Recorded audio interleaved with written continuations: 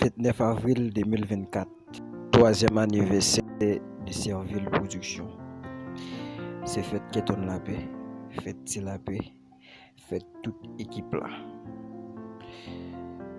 C'est la joie, c'est qui est content, c'est l'amour, c'est respect une pour l'autre. Malgré toutes difficultés, mais on a fait tout moyen pour nous toujours sourire et puis il était en service toute jeunesse haïtienne. Et on l'amour pour chaque grain haïtien pareil nous.